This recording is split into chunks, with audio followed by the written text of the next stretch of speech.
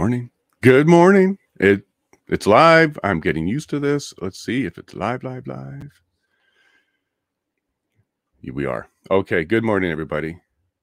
How was it? How did you sleep? I know I had fun with that last witness. It was a lot of fun.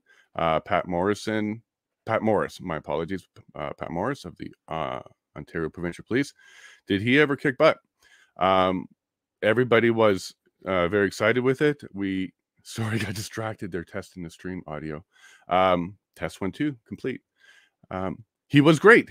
So now we all saw what an actual good witness whose only intent is to tell the truth looks like and sounds like, and how their mannerisms are. They will do things like he said multiple times, "I'm not trying to skirt your question," which was his way of letting the person know that, look, I'm going to get to your answer. I kind of have to give you some context first. I think it's important in order to give you a clear answer. I'm really happy to hear conversation or things said like that, because what that means is the way he thinks is his intent is to get the information to you as clearly, as accurately as possible. And that's what you're looking for in an inquiry and in a witness and in somebody who has honesty and integrity. What you won't see is getting frustrated with you and having to double talk or do anything like that. Unfortunately for Diane Deans, we did kind of see a bit of an impeachment at the end for her, did we not? It was put to her whether or not she was aware, and she said she wasn't. And then a document came up that she created that says, yep, you were fully aware of the resource issues that Slowly was asking for. That was interesting. And I'm not sure how you make that mistake. Her response to seeing her own words in writing was, well, there it is there. My recollection is different. That's not truthful. If you are able to come up with an answer and say, well, I believe my recollection is I was not aware by Slowly that there were resource issues. Well, if that's a forgotten memory, well, then you had to create that up. You had to make that statement up. Instead of saying, I don't recall if that happened, you then had to create up a new reality. And that, unfortunately, is the mindset of somebody who is willing to create reality and then present it as fact. Unfortunately for her, when you are of that mindset, it's very, very, very difficult to keep track of all of it. It's super hard. You probably need software and a supercomputer to keep track of everything you say, because when you're a very creative person with the truth, you're going to have to remember them because it will catch you. And that's what we saw. So in writing, she wrote at the time, Slowly was making her aware of the resource requirements that he was asking for. She presented it in the document at that time. Time passes. She's now a witness on a stand, and her recollection is different, which is okay. Like we spoke about, witnesses are not supposed to be perfect. They're fallible. Our memories are fallible. But you shouldn't recreate or create a new memory or present it as a fact, especially under these circumstances. You're a witness who's sworn in, so you should only be telling us the truth, the whole truth, and nothing but the truth, not your version of the truth, and a made-up truth. That's not what we're looking for. Hey, dude. Good morning, Chris. Thank you for joining us. You're first. You at 7:01, so you got the first chat. Welcome to the podcast, and I hope it's another great, exciting day. And I don't even mind if it's another 11-hour day. If it ends that way each time, I'll take that. Brought a hat today. It's still early for me, and it was a long day, and there's a lot of video editing to go. So I'll get to the mug in a second, but here's a hat for you. And what I'd like to do is what we've been doing the last few days is recapping with Christine from the Canadian Constitution Foundation. Again, one of my favorite breakdowns for this entire inquiry. She's doing a wonderful job. I love her unbiased, her straightforward, and legal opinion, not opinion, sorry, I apologize, Christine, legal take, because she is a lawyer and she's a very good one too. Much like Morris, she's a straight shooter. So I hope you enjoy this video, and I'll be back when she's complete. Pay close attention to what she says about, because she gets pretty excited about Pat halfway through there. But pay close attention. She actually had a slightly different view about some of his take than we did yesterday. So thank you, and I'll be right back. Hi there. Thanks for tuning in to the Canadian Constitution Foundation. I'm going to do my best to keep posting them. Sorry to cut you off, Christine. We are getting close to finishing up here. Yeah, so that was the perspective that was a little bit different from us was she did recover the potential threat. So OPP did say a couple times of the potential threat, but she also did highlight it was potential. It wasn't something we were really expecting. It was potential. The OPP testimony was wonderful yesterday because they did say things like, we knew they were going to be there for longer. The message was prepare for at least February 4th, when the city is trying to establish that they thought it wouldn't be more than February 4th. Today should be a great day because it's going to be the Ottawa Police Services versus the Ontario Provincial Police. It looks like we're starting with Patricia Ferguson from the Ottawa Police Services.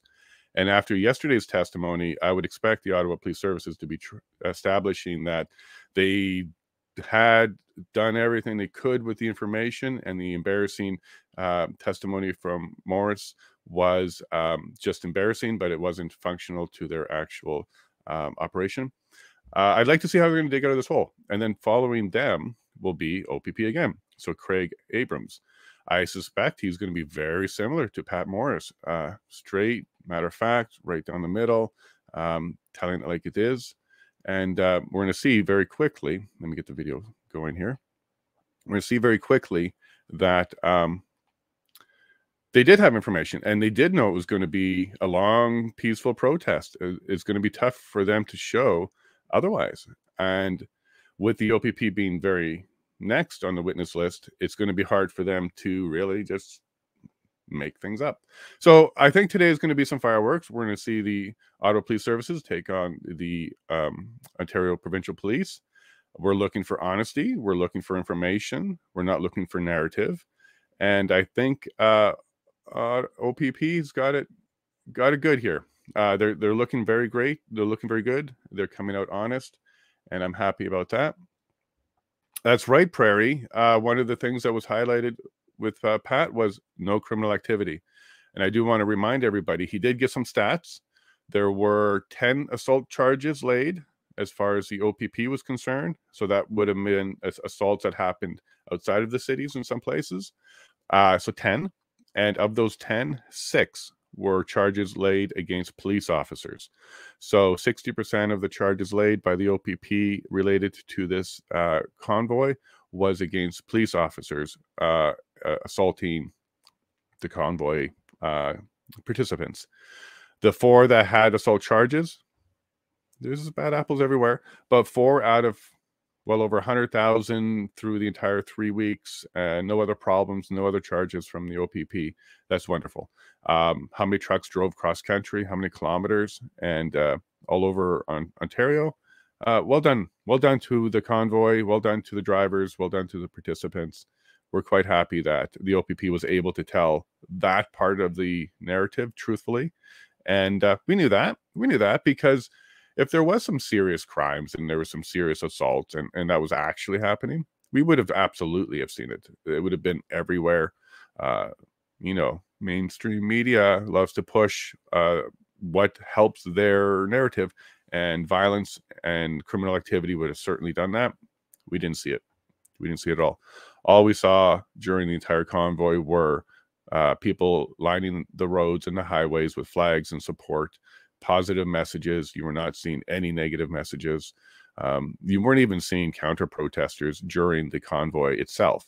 It wasn't really until Ottawa, after a few days, that you start to see counter-protesting start. I do want to say to the counter-protesters and the residents of Ottawa, we're hearing you. This isn't a pleasant thing for you. It was distracting. It was unpleasant. You did have a bunch of visitors to your city. I get it. You do have to understand where you live is your choice. It's part of our Charter of Rights, actually. You can move anywhere you want. It's a wonderful place to live, downtown Ottawa. And from time to time, it's going to get noisy. I think what we're going to find out at the end of this inquiry will be some recommendations around whether or not we will have established some limits around impacting the citizens and residents and businesses, as opposed to where protesters are really directing their protest towards the government. What that will look like and how they're going to be able to word it, we'll see. But I do think there should be some consideration for the residents and what they did go through. I don't know how much, because they've already received plenty of money. And there's also a class action lawsuit where they froze up some of the convoy money that were donations in cryptocurrency. So at the end of this, I think everybody's going to be compensated. I think some lessons will be learned. And hopefully, when we do our next peaceful protest, it's not met with the same type of ignorance. And from this, the lessons will be learned that the federal government should always listen to the citizens of its country, irregardless of whether or not they like it. It comes with the territory. You got it. So Prairie, thank you again. I believe you're Manitoba. I think I said you were Saskatchewan last time, but I believe you're Manitoba. And welcome. And we also have Padge on here, who's asking, where is everybody from? So I am, quite literally, and that wasn't a joke, I am in Western Alberta, in the bush. We had to dig a path and put in a road, set up Starlink, because nothing reaches here, no cell phone.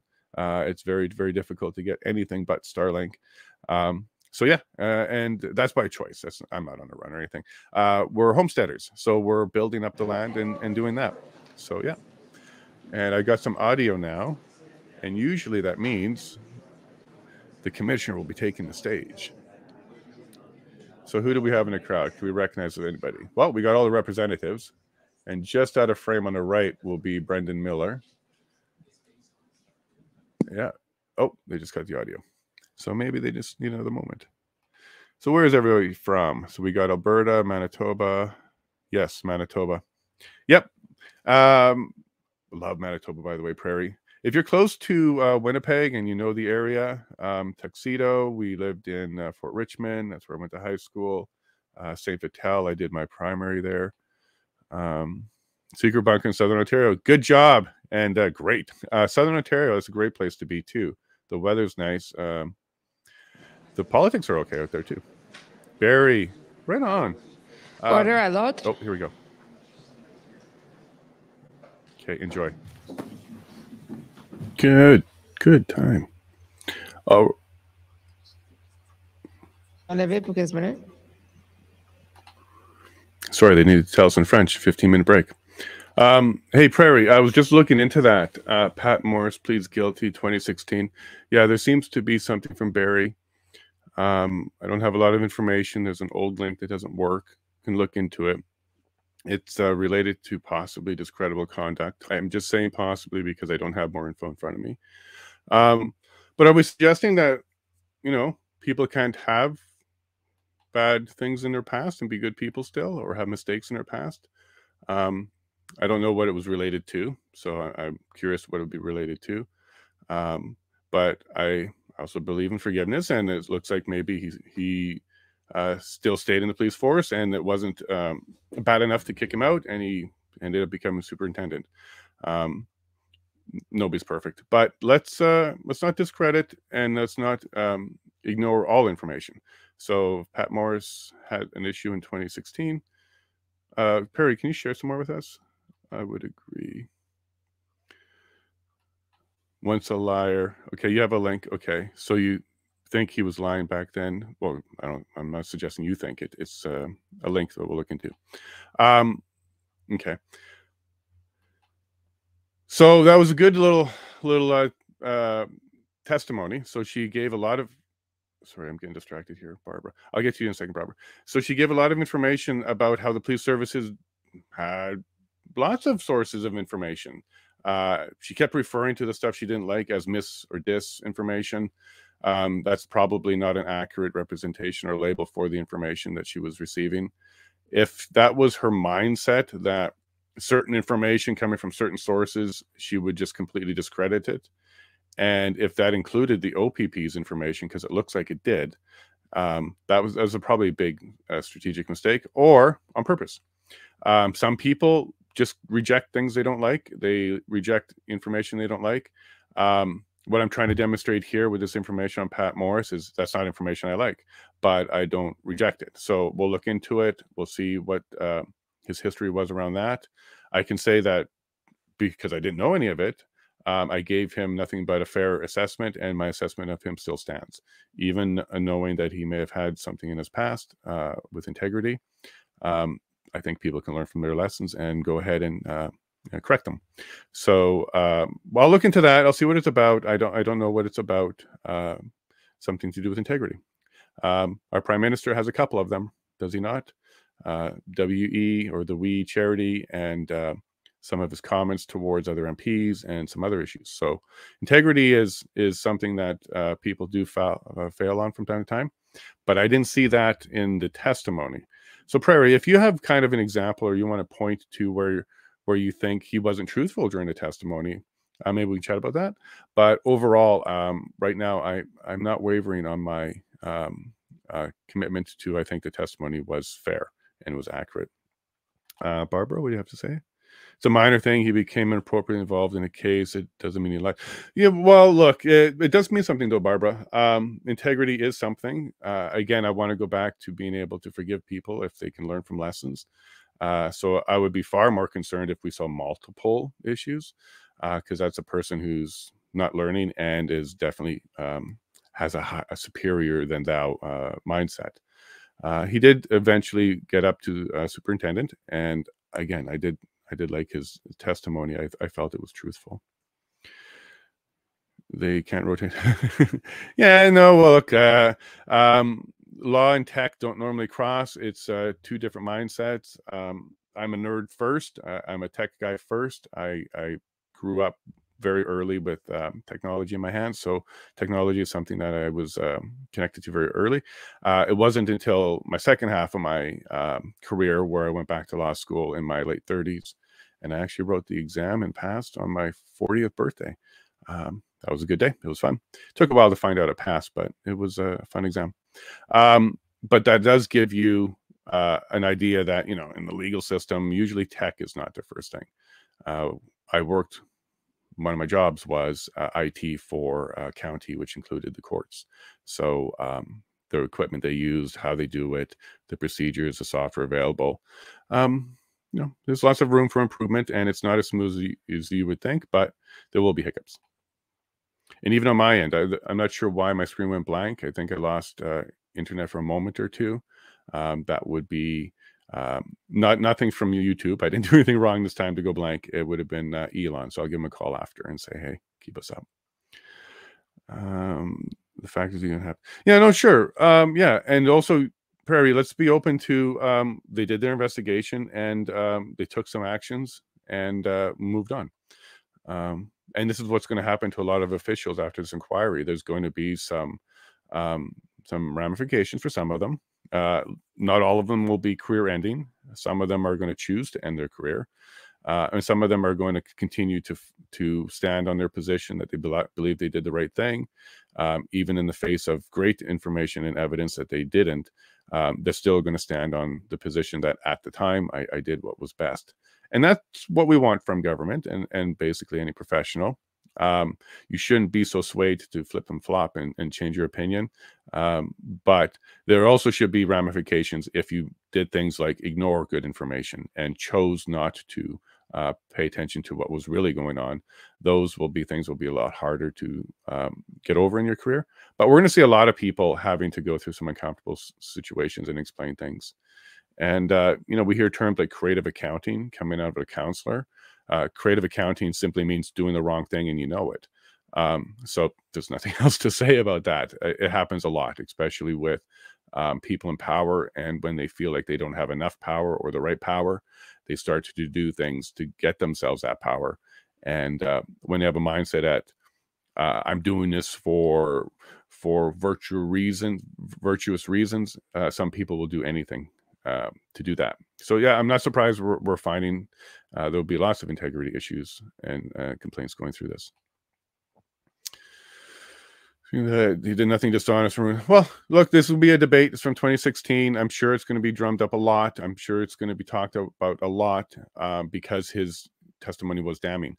So I'm not surprised skeletons are going to be dragged out of the mud, and it's going to happen. We may find out more about his past that would be things we would be, you know, embarrassed about. But this is a human. And we're also giving all of them some credit here. So Councillor Fleury and Mayor Watson and everybody involved, we're giving them credit that, yeah, you can make mistakes. We just want to kind of see what kind of mistakes they were. Should we learn from them? And was there any actus reus or mens rea involved? So we're crossing over into criminal territory. I think we should be exploring that and clearing people. It should be the intent, is to clear people on criminal intent. And we'll see what happens from that. You won't get that out of this inquiry, though, because it's not a criminal investigation and stuff like that.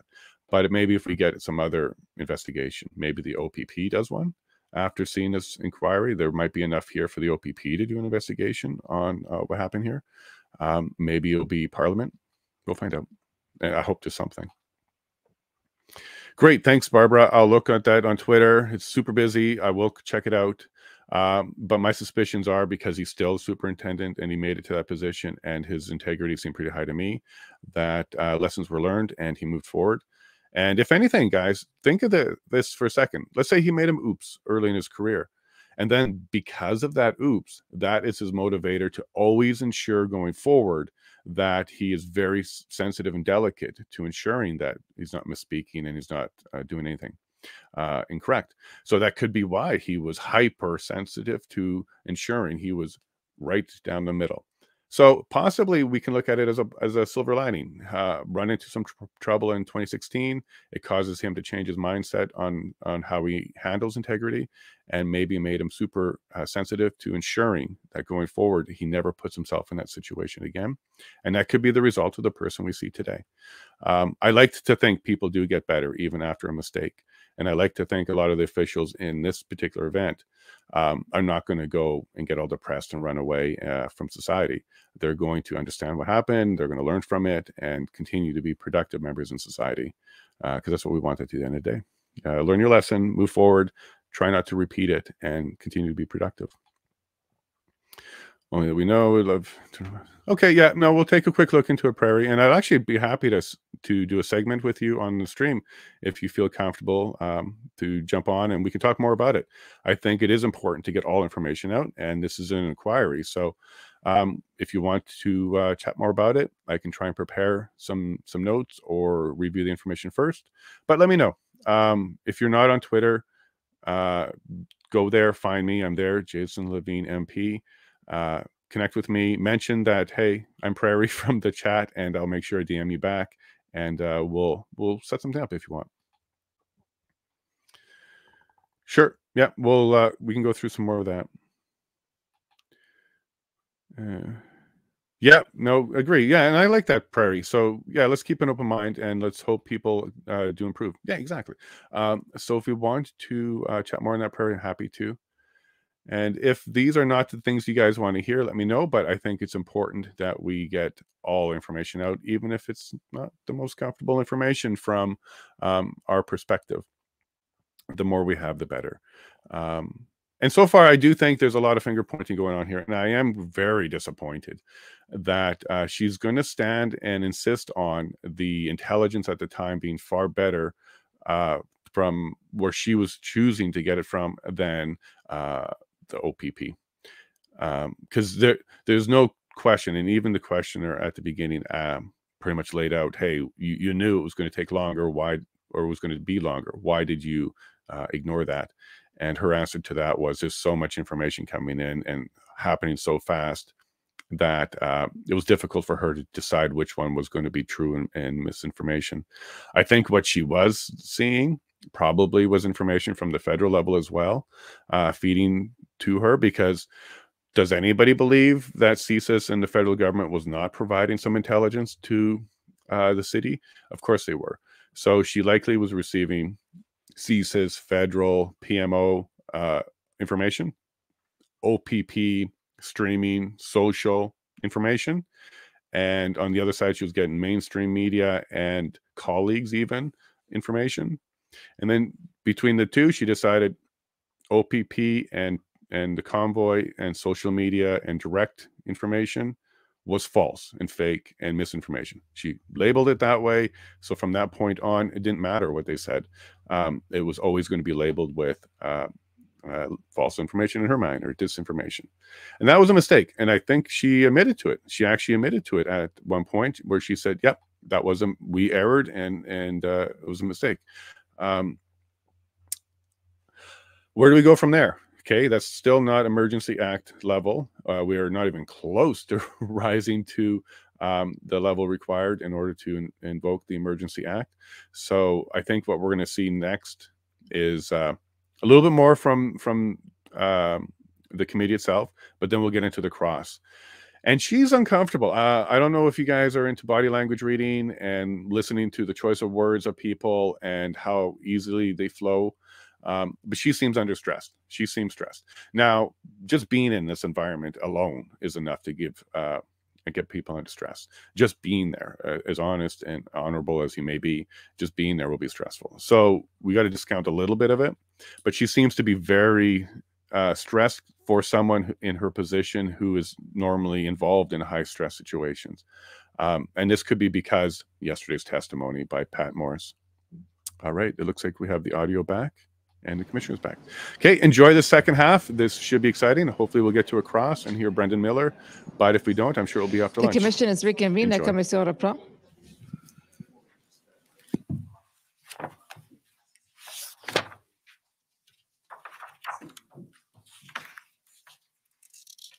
Okay, so we'll take an hour for lunch and come back and continue this. Thank you. Thank you.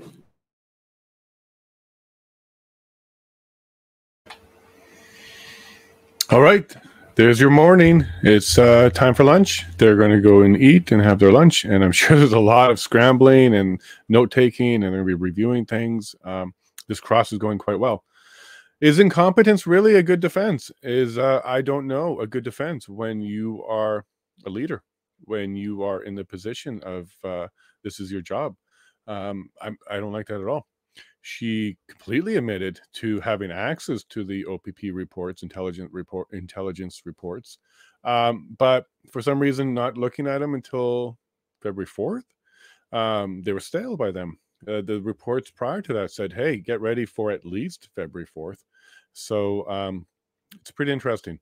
Is that incompetence? Is that ignorance? There's a difference. Incompetence would be you just didn't do a very good job because you weren't doing your best. But ignorance would be you chose to ignore it. You don't want to look at it, and you're closing a blind eye, putting your head in the sand. So, and is there a third option? Is it maybe a script? Maybe they were told to just kind of go in this narrative direction. We'll leave that third option for the back burner, something that we can think about as we go through this to try and make sense of really why are these people so bad at their jobs.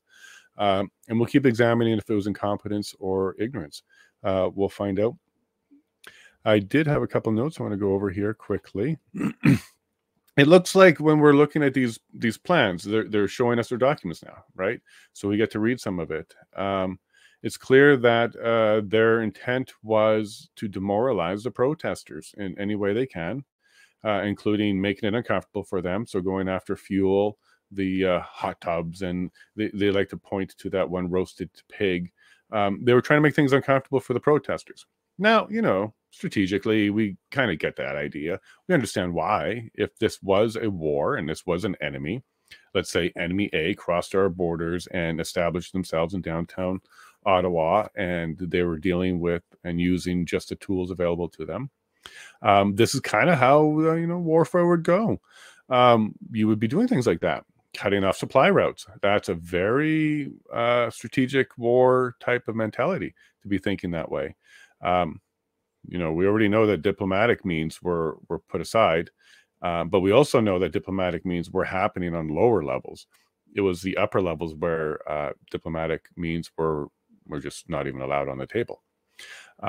So it looks like they had a war mindset. They're using a lot of warlike terminology. Should we let them dig in? What are you talking about? They cleared the snow. There was no digging in. They were clearing snow. They were standing there waiting for their meeting. Should we be cutting off their supplies? That's illegal. Canadians have the right to go and get fuel with their own 2 feet in a jerry can. the thinking, the mentality around the idea that you can stop people from doing things because it's going to have a ripple effect in order for you to reach your goal is totalitarian. That's not an independent mindset. That's not a community mindset. That is not a public service servant mindset. That's a totalitarian mindset.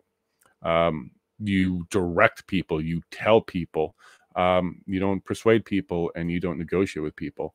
It's a very different mindset, and we're seeing it at play here. I also have a couple notes around a conversation I was having. So just give me a second here. I'm going to pull it up.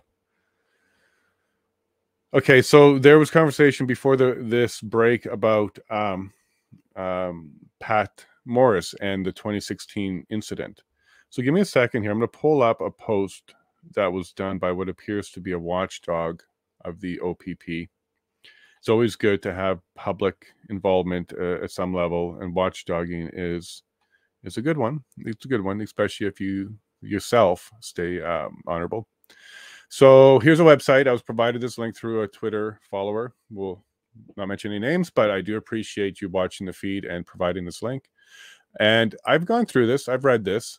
So again, this looks like it's a watchdog for the Ontario Provincial Police. And, you know, badges don't grant extra rights. You're absolutely right.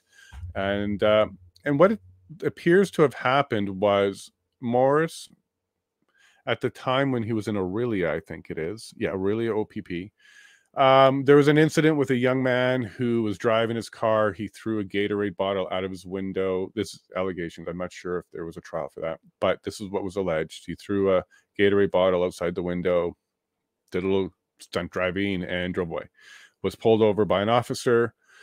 Long story short, the father is a friend of Morris, and the father reached out and said, "Hey, my son's a good boy. He got into a bit of trouble." And we all understand that. We all understand. Kids are kids and stuff like that. Again, I'm not condoning the behavior, and being pulled over and charged means it was likely enough for the officer to go ahead and lay charges or start the investigation. So it looks like Morris decided to assist his friend and his friend's son by inquiring. It looks like at the beginning he was doing some inquiring into what was going on. And then he was making some recommendations or suggestions alluding to, could we use diversion for this? Understand in the court system, especially OPP level, the quasi-criminal stuff, so the provincial level stuff, diversion is a common thing. It happens all the time, especially when people get in trouble for the first time. They kind of do something for the first time and get into trouble. And what diversion is, it's a way for someone to basically take responsibility for their actions and also admit and atone for them in society somehow. So diversion it's not weird to be asking for diversion. In fact, it might have been the most likely outcome. But what it appears Mr. Morris was doing at the time was making too many phone calls and too many text messages to inquire and to see what's going on. There was no allegation that he was in any way, shape, or form trying to get anybody to do anything other than asking if it was a good option. So there was no coercion or anything like that going on here.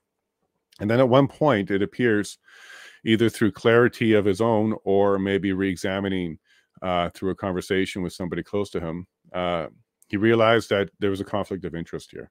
So he went ahead and turned himself in. I don't know how else you want to say it. He went and told the right people that he believes there's a conflict of interest. He overstepped his bounds, and he was maybe too representative of a citizen when he is also part of the police force. So the lesson learned here was he came forward, he admitted it, he pled guilty, he didn't fight it. There was no need for a large investigation. The department determined after their investigation that to settle it, he agreed to do 50 additional hours beyond what he's expected to do. So if you're into the juvenile courts or anything like that, you know, it's kind of like probation. 50 hours of community service, well done. That usually you did something wrong, you admitted to it. We don't sweep things under the rug. So we can say to the OPP, it looks like at least they didn't do that. And then in the end, the closing comment here, I think, is the most important one, because this is a comment from the OPP. And frankly, this is exactly how we should be dealing with stuff like this. Part of being human is that we make mistakes, and from time to time. The important piece for anyone is that we learn from those mistakes and move forward. Inspector Morris is a professional, dedicated commander and community leader. He continues to be held in the highest regard by the OPP. And we can tell you from this statement forward, there absolutely was nothing but a continued career for Inspector Morris and then eventually Superintendent Morris. So thank you very much for my chat, for bringing this information forward. It's always good to have as much info possible. I do anticipate that some mainstream media and some other liberal likes will try to turn this into the worst thing in the entire world. Guilty, guilty, guilty. He pled guilty. Once a liar, always a liar. All of that kind of stuff. But if you actually review the context of what happened, it was not about lying at all. There was no lying. He came forward and said, hey, look, I think I've stepped over the line here by trying to assist my friend, by probing and asking and implying anything. So the lesson learned for Inspector Morris was there is a big boundary. You don't cross it, friend or not. Duty has a place and your friendship has a place, and you don't mix the two. So I would say his history since this incident has been good. And I don't think this would affect his credibility at all. And like I said before, I think if anything, this incident would have kept him honest and make sure he stayed straight the entire time, because he wouldn't want a second one of these. But with all that said, oops, you do have a duty. Don't cross that line. And it appears to me that he learned from that mistake and went on to be an honorable superintendent. And thankfully, he continues to be.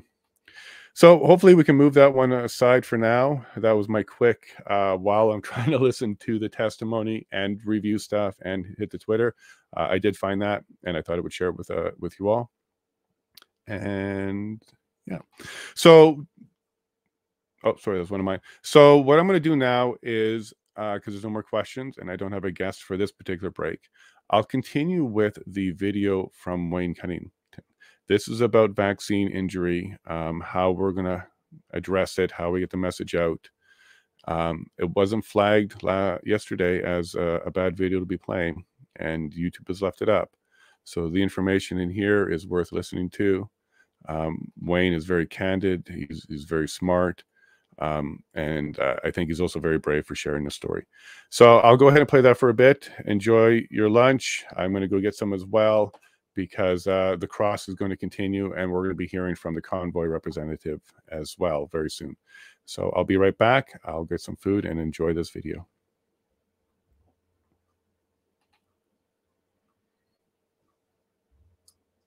Weirdly, the older you are, the better chance you have of fighting off.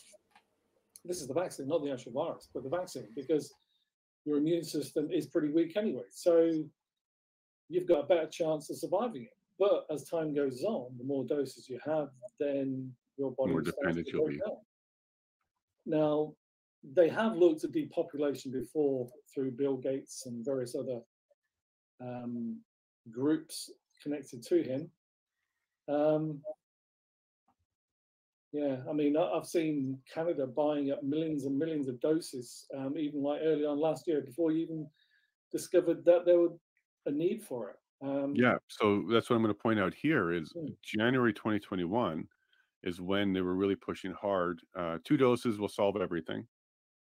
We'll be fine. Take the 2 doses. We'll be all right. You won't catch it. You won't spread it. You can take off the masks. That was the messaging at this time. May 2021, we ordered and got it completed 10 doses for everybody, 400 million doses. We didn't receive 400 million doses. Okay. But what we did do is we pre-ordered the logistical supply of 400 million of them as needed, as required, with variant modifications. So we didn't order 400 million COVID original variant. We ordered 400 million COVID variants vaccine shots, which means as Delta and Omicron and others came out, we would get a batch of those variant boosters. So from the very, very beginning, Canada pre-ordered, pre-planned, and pre-rolled out a multiple dose with variants covered. So they knew right at this time that there was no way it was going to be 2 doses, and they would have to dose you for all variants going on for quite some time. So from day one, they planned to boost us for years. There's no other way around it. I saw the vaccine cards for various European countries. Where they have 4 lines on it? And you're only meant to have 2 on it, but there was spaces for 8. Yeah. Well, in the US, it was 4, and vaccine card, it said other. What were other? But I kind of want to point out some here. Sometimes the press and sometimes the media and the government, they leak things accidentally. For example, COVID vaccine 2 doses was a health issue. It's categorized as health. That makes sense. The purchasing of the doses is a political issue. It's not a health issue. I find that interesting that on the CBC News level, they categorized these things slightly different. My reason why I think they did that is people were watching the health category religiously every single day. They were all paying attention at this time to health. Maybe not so much on the politics. So the fact that 10 doses per person was purchased kind of slipped under the health radar for sure. They reported it because they always do tell you the plan that they're working on. They do report the stuff. They're all totally open about it. Yeah, totally open. They're not hiding. It's also the CBC, which is state media. I like to use CBCs as a source because if state media says it, and that's after they filter some propaganda, it's still going to be truthful. So anyways, I think according to math and logic, very early, we knew in Canada, at least our government did, to have way more than 2 doses because they ordered 10 doses for every human, not just every adult or every elderly. This is 400 million in a population of 38 million for every man, woman, and child. So I'm not saying this means too much. It just means Canada at the very early knew it wasn't going to be 2 doses. It couldn't have been 2 doses. Why secure 5 times that amount? But they actually stated at the time the cost they were putting into it. So we're buying in several 100 million doses at the cost of, and it was a phenomenal amount. And I thought, wow. Well, we're also building the capacity in Quebec to do 100 million more. So in Quebec, let me see if I can find it. Yeah, here we go. We're building facilities in Quebec to add 100 million more doses. So that's 3 more doses per person. That's in addition to the 400 million we ordered in 2001. We're planning to dose for a long, long time. I can tell you that in Canada. Trying to be the world record holder for dosing people up. I mean, yeah, look at that. The pre-order, we pre-ordered enough to cover the states. Like the America is 350 million. We ordered enough to cover them, and they're 10 times our size. But yeah, look at these developing countries, by the way. All the Western developing ones are dosing their people. And even to this day, even to this day, they're not pulling back on this narrative. They're not stopping the development of this facility. They're moving ahead with this. This is not slowing down. But the strange bit is that various countries have got different methods at the moment on how they're pushing it. Israel has still been pushing it quite hard for people to stay in the months of getting dosed up to keep your freedoms and your rights, like they were in parts of Europe. But although countries are now changing that narrative by saying, well, we don't recommend doses under the ages of 18 or 20 or 30. You heard Florida as of yesterday? Yeah, fantastic. Florida. So right now under Florida recommendation, no male under 40 should have it. Women, they didn't limit it. They limited to, I think, under 12 for women, but males, no males under 40 should get the mRNA one, is what the recommendation is now. It was Denmark, wasn't it, a few weeks ago? They said exactly the same thing, which is brilliant. But when you see stories like that, you think, well, wow, it's all changing, it's all starting to crumble. But then when you see a story involving Marvel being paid by Pfizer to actually produce a comic where your Avengers get vaccinated, and you're telling your young readers that they have to be vaccinated to be part of the good guys. You have to be safe and looking after the health of everyone.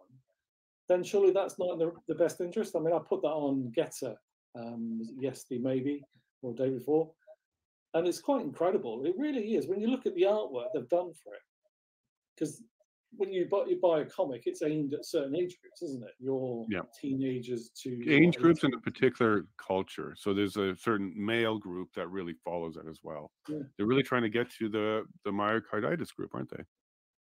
They really are. But they are. All these countries are telling people that we don't recommend you have it, but then we're paying a company that's been known to look after children with entertainment for years, but they've been bought out. They've been paid off. And well, do you know how they're paid off? They're not just through the Pfizer contribution. I'll show you how they're paid off. So it's called an ESG score. Have you heard this before? I'm not sure. Okay, so an ESG score is a environmental, a social. Let me just get the actual definition of it. I don't want to go too far with getting that wrong. But what it does is it forces companies to follow a woke mandate. And through that woke mandate,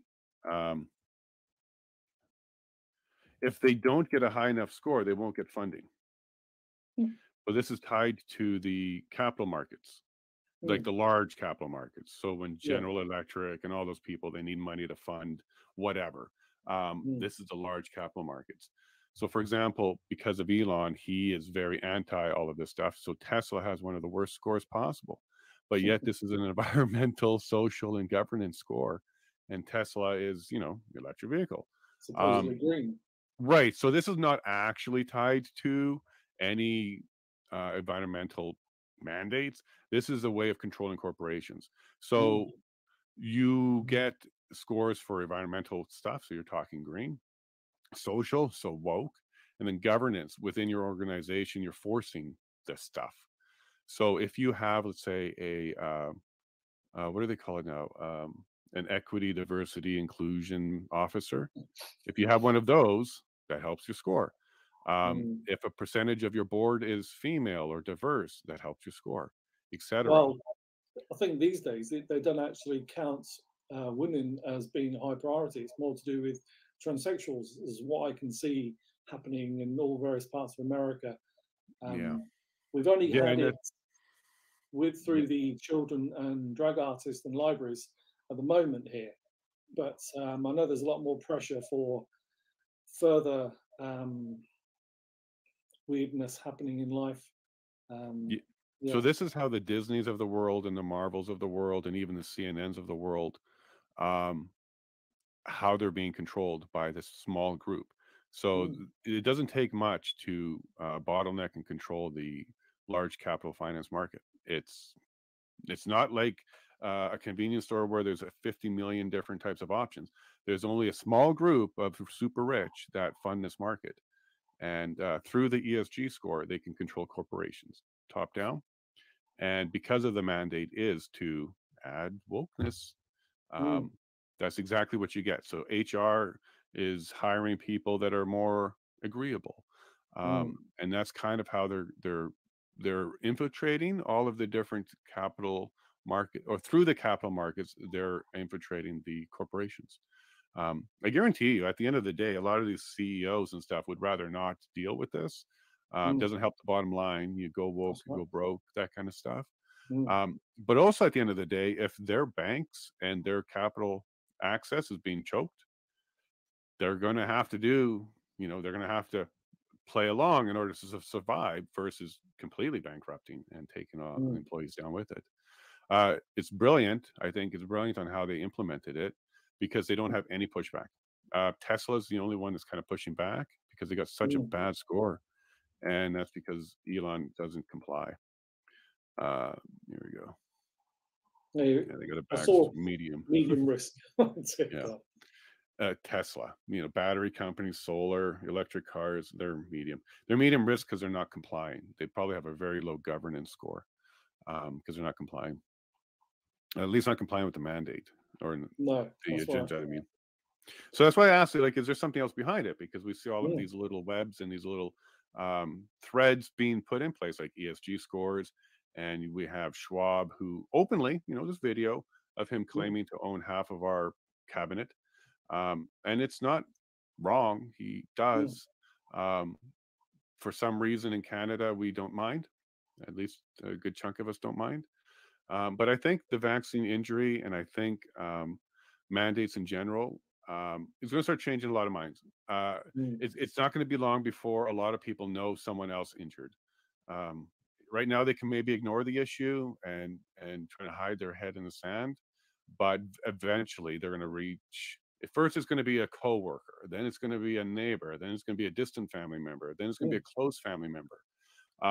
Eventually, everybody's going to get touched by vaccine injury, and then I think. I really hope we don't have a complete collapse of faith in government, because it was only a handful of leaders, right? Government is made up of our neighbors. It's the government leaders who we need to pay a lot more attention to, because it will not help Canada, and I don't think any other country, if we have a complete collapse in faith in government. That's right.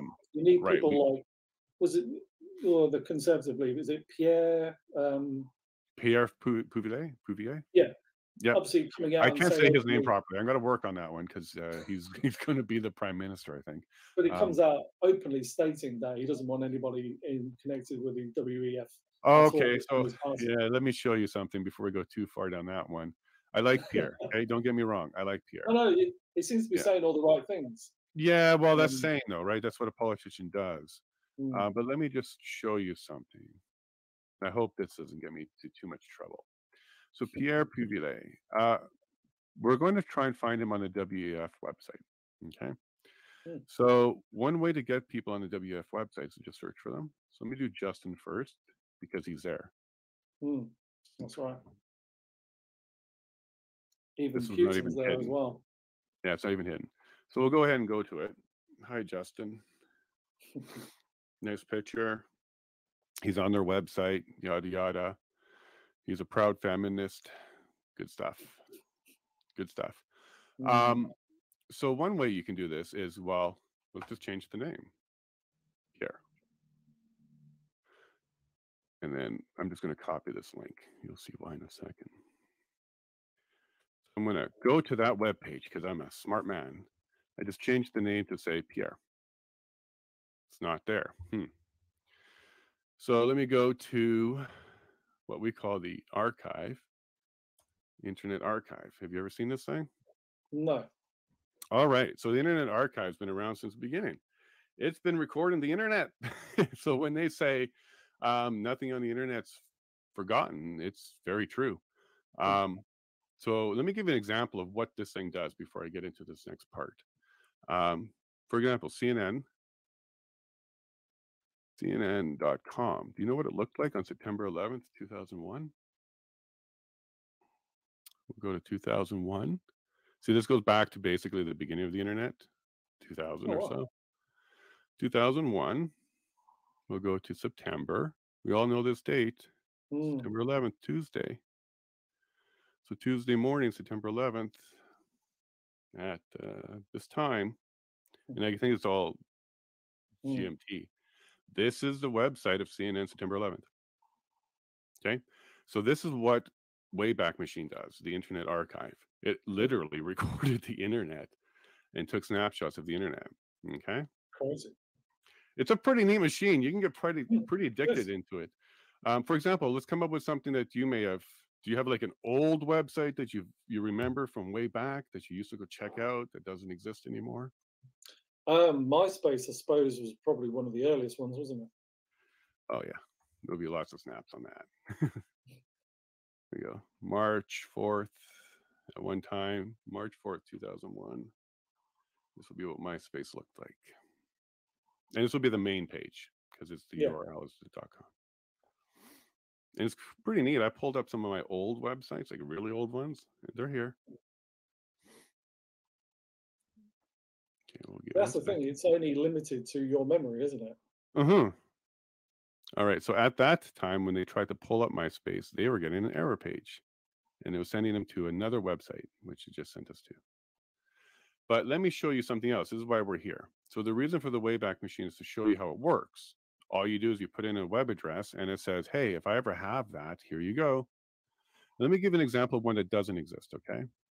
So we won't say Pierre, but we'll say maybe Jason Lavigne. Okay?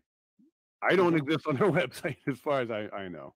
So I'll go ahead and search for that, and this is what it looks like when there's nothing. So we'll come to 2002. They do have a hit. We'll come to right. July, and it's probably going to be page not found because I did a search. There we go. So page not found. But when we put in Pierre, we get something very interesting here. Put Pierre in. Quite a few mentions. So, but let me just show you. I'm going to let it load up the timeline because I think that timeline is the most important part. Now, again, being on the website doesn't mean you're part of the organization per se. No. Maybe they're just posting, people they think are world leaders and future people to keep an eye on. So maybe they're just posting those people. Because in 2000, yeah, Trump's on there as well, isn't he? I don't know. I haven't looked for Trump. I haven't done that. He's yet. on there, but they don't always tell you the connections. It might have been there for a purely reason, like you just said, that they are people that are respected in certain ways. But what I'll show you about Pierre specifically is in April 2021, along with 3 other members of the Conservative Party, they were put up on this website. So Pierre and 3 other Conservative Party members were put up on the website. And here he is. So he's listed on the website. It's not a page not found. So he's listed as senior opposition critic for finance in the National Capital Commission, Conservative Party of Canada. The next part that's interesting is, okay, so he was on their website, but when did he come down? Because he's not there anymore. Oh. If we come to February, I believe it's 13th, which is the very next snapshot from April, he's down. So February 13th, he was scrubbed off the website. Is that purely to deflect that? Well, there's a little bit more I'll tell you. Yeah, I'm nothing to do with the WF. To then gain him. A couple of things happened in February of 2021 or 2022. The media started pushing Pierre as the likely candidate for leadership. So around that time, the media was really pushing it. What I also found was on the 24th of February, Andrew Scheer, which is another Conservative member, was also taken off the website. He was on it earlier in that day, but he was taken down later in that day on the 23rd. And he was put on the website December 2020. So he was put on before Pierre, just before, so December, and then April, Pierre got put on. Pierre was taken down on the 13th. Andrew Scheer was taken down on the 24th. And those 2 are the only Conservatives that were taken down. The other 3 Conservatives that went up with Pierre in April 2021 are still up. They're still on there. They're not taken down. So Pierre came out with the story and he told the press, he said, no, what I did was I found out about it and I had my people take it down. They contacted the organization and they had it taken down. Let's give him the full benefit of the doubt to that, okay? And let's say, okay, you did exactly that. You had your team find the phone number to Carl or one of his people and say, hey, it looks bad, take me off. And they did. And then a week or so later, they called up and said, hey, take Andrew off. So they did.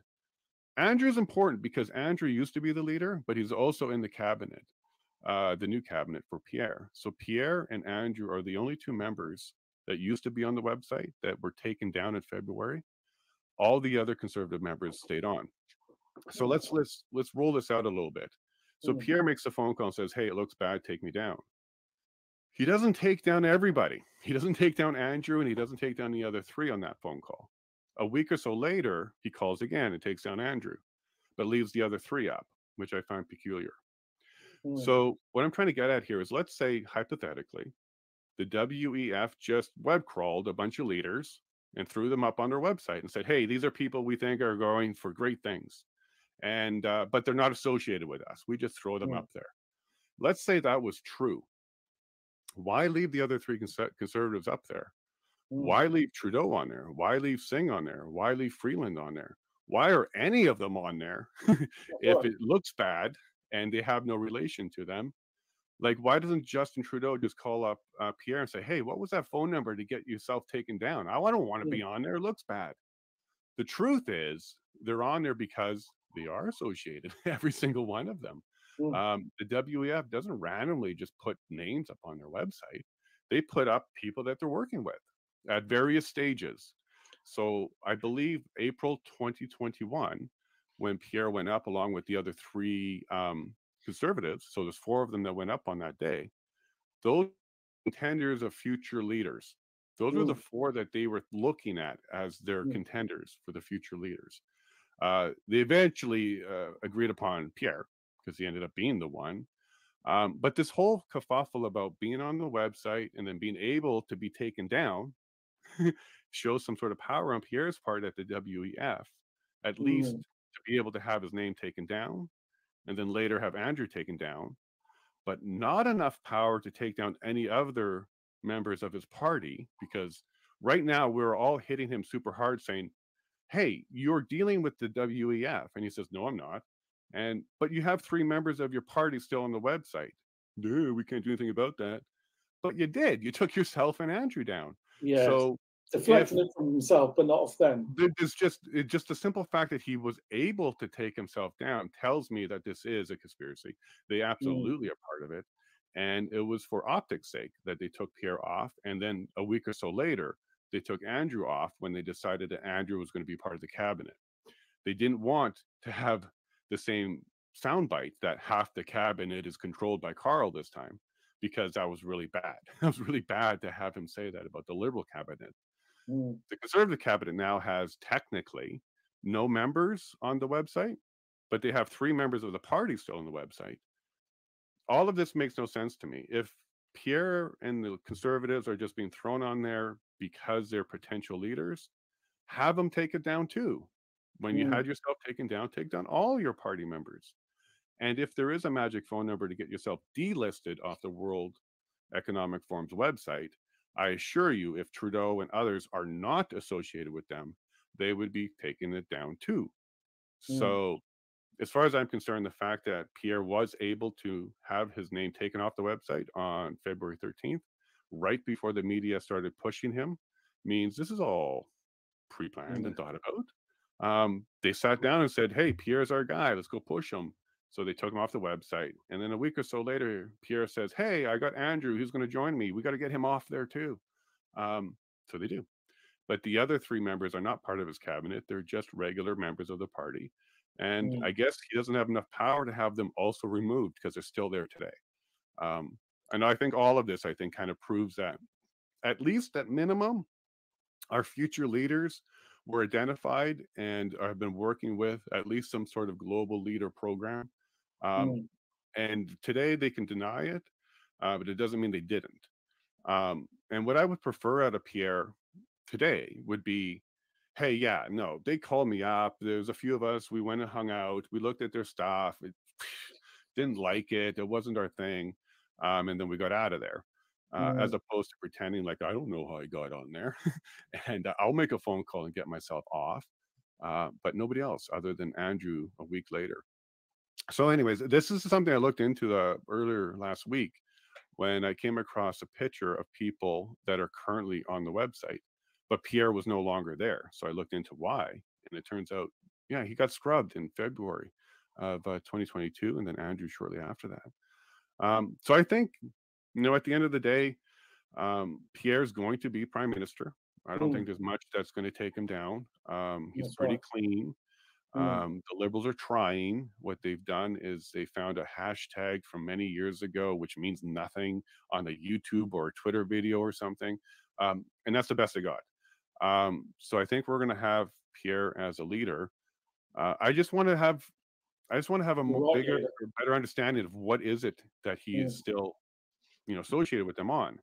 I also want to put out there that there's certain topics that he could say he is against. For example, the global water agenda. He could talk about vaccine injuries themselves, and he doesn't. So there's certain topics that would say, hey, I know you're not part of WEF if you are openly against these programs. And so far, he has not been vocal about those programs.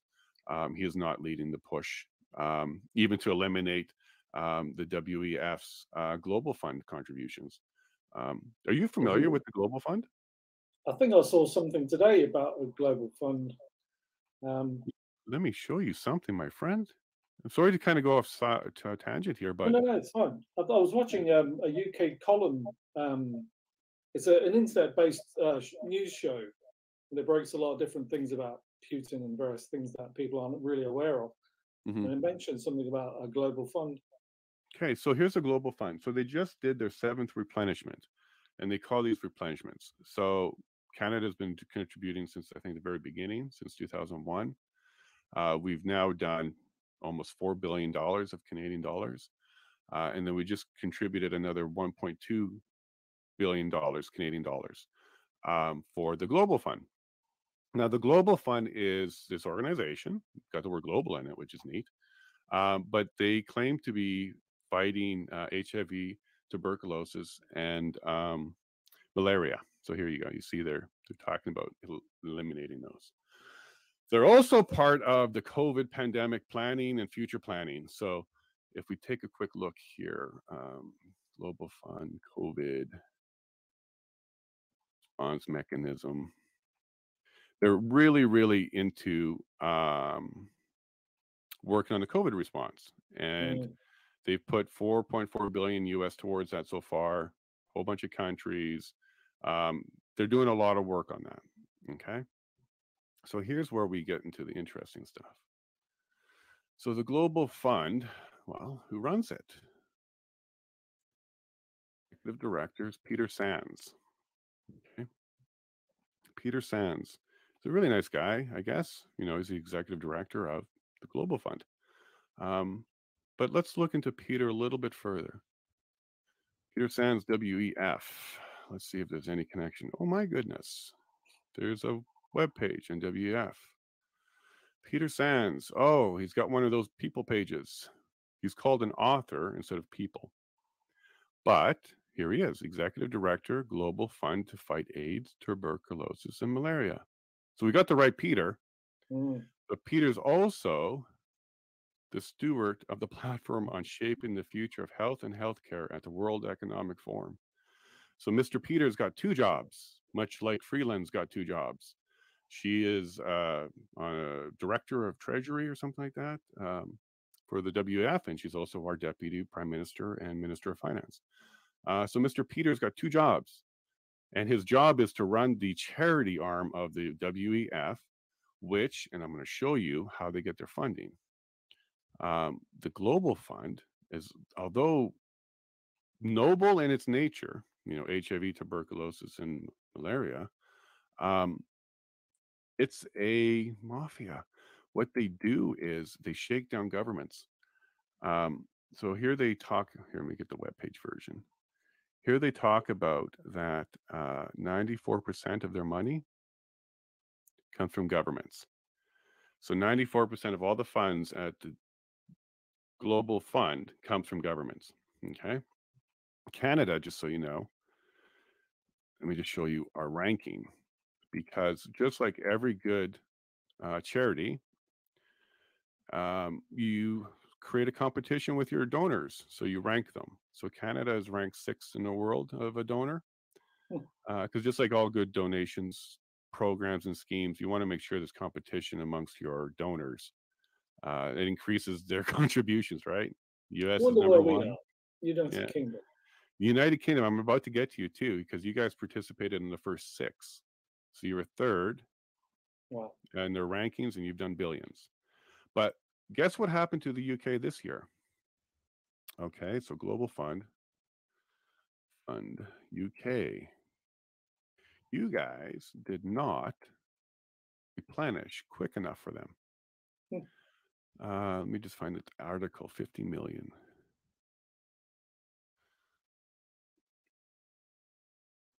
Yeah, so here you go. Global Fund falls short of the $18 billion refund. UK and Italy have yet to contribute. So if you, even though you contributed 6 times in a row, billions of dollars, you didn't contribute quick enough this time. So you're being shamed, UK. UK fund has saved 50 million lives. So why has the UK, no, I'm not giving you permission for cookies. Sorry, you should always check that message when it comes up. They are telling you off. They are shaming you. Okay. So even though you gave billions, you're helping toward the fund. You didn't give enough billions this time around. So this is a mafia. Like you don't contribute, you get shamed globally. I got to tell you, that's a hell of a set of balls on the people who can globally shame countries with impunity. And it's a tactic that they use to squeeze government. That's a massive amount of power, if you ask me, like a tremendous amount of power. So if you're wondering how did COVID get paid for and how did all this get paid for? Taxpayers. We've been contributing to it since 2001 through the Global Fund. Now, this is the stuff I can show you online that exists.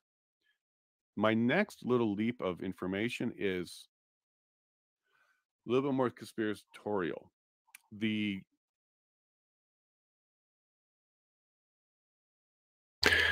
And I think that's where we'll put it, and that's where we'll leave it for tomorrow. A little bit of a cliffhanger there because I have opinions around a lot of this stuff. Global information's available. I'm not afraid of looking at the information. If you haven't done it yet, get this book. It's best to know what's going on and what people's plans are. You just read the table of contents and you'll understand a lot more. Why is that relevant? Well, because I'm against the global agenda.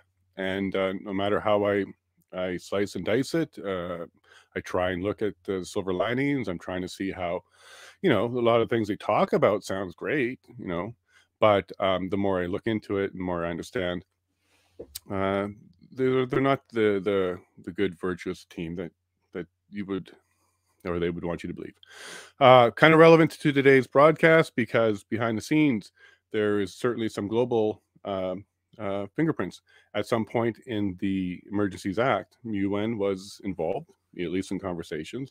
We're going to hear a lot later, if you look at the witness list, about international issues and conversations. We're going to be hearing from all of that. So on a global scale, Canada said it was a global issue. We had global problems and we had to respond to it because it's going to be probably the biggest foundation that they're going to try and stand on is our global reputation, the global investment ability of Canada.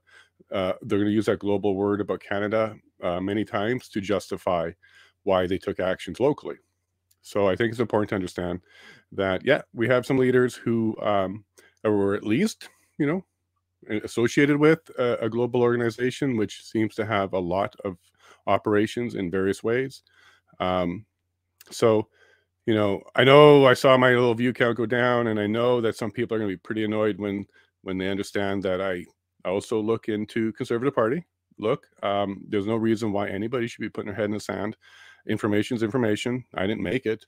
I didn't create the Wayback Machine. I just know how to operate it and use it. Everybody should, because it's a great way to go find out what was there.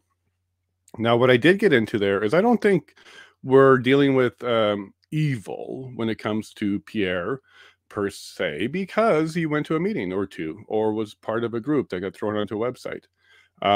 I don't disbelieve him when he says he has no intention to be working with that group and he finds it repulsive. I do believe, and maybe that's just a naive choice, I do believe that that statement's true. What I do want to see, though, is I want to see him stand up on certain issues. There are certainly some issues where he can be very vocal, and that, I think that would help. I would like to see maybe him talk about the fertilizer, 30% fertilizer reduction for nitrogen fertilizer. That's a global issue. We're seeing that all over the place. People are pushing back on that. Right behind that is the global water issue. Again, they're not shamed. They're putting the videos up. They are available online. WEF does have a YouTube channel. Comments are turned off. you can't give your input, but they do have a channel. So you can go ahead and see what they're saying. Their recent one from just a few weeks ago about water is something you guys should look into, because water, they want to have it a global commodity, which has a global centralized way of controlling it, the access to it, the quality thereof, and the availability of it, and also who's allowed to use what. So you really should look into that, because if you don't want top-down governing, you should look into why we're looking and even contemplating being associated with global governing. But now we can move on back to the events here. So we are going to get a lot more cross out of the witness today. So let me just see who else is coming up. So Craig Abrams. So Craig Abrams, the Ontario Provincial Police. What do you think he's going to be coming back with? Because Patricia, she definitely laid out her lack of information, her lack of understanding of the situation. She does show some sort of regret in, she wishes she didn't. She would have made different decisions. We're seeing that. But what do you think we're going to see from Craig? Is Craig going to come out and do some more swinging in that he's going to be standing up for the OPP, and he's going to clarify a lot around the intelligence? One thing that struck me on one of the crosses yesterday was how they were trying to ask the OPP, why didn't you tell Ottawa what to do? Why didn't you tell OPS what to do? Why didn't you recommend they blocked Road A? Why didn't you recommend they did X, Y, Z? I found that very interesting, because, well, that's not, we don't live in a dictatorship. It's not up to police forces to be telling anybody what to do. In fact, I think what the OPP was really, really good at explaining there was, our job here is to collect and disseminate information and give you our best assessment of it. It's not going to be fully accurate. It's not going to be 100% correct. Everything's fluid. It's moving. But at this moment in time, using our best unbiased judgment, here's what we think as a intelligence. I don't understand why they were trying to at least imply or even directly say that the OPP should be telling OPS what to do. Is that an attempt to pass the buck? Because OPP wasn't there for strategic and wasn't there for that, unless, I guess, asked. If they were asked to join, maybe they would have. But I was getting the impression that they were kind of expecting, hey, if you know so much, if you've got this great information, why don't you also tell us what to do? And if I'm right, that mindset is broken. That is a child-dependent relationship mindset. That is not an independent thinker who's asking someone to do that.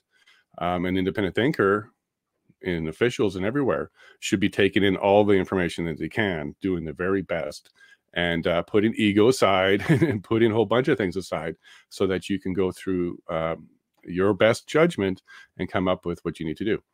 I don't think we were hearing a lot of her best judgment in her testimony. I saw a lot of finger pointing, and she pointed to her own memory and her own understandings as a problem. I'm not a fan of when people do that. I would much rather see accountability. I would much rather someone say, hey, look, I ignored that report, and I should not have. I don't ignore it anymore. And she kind of said that because she goes, now that I get the emails, I read them all the time. And then just say, hey, look, I didn't accept it at the time.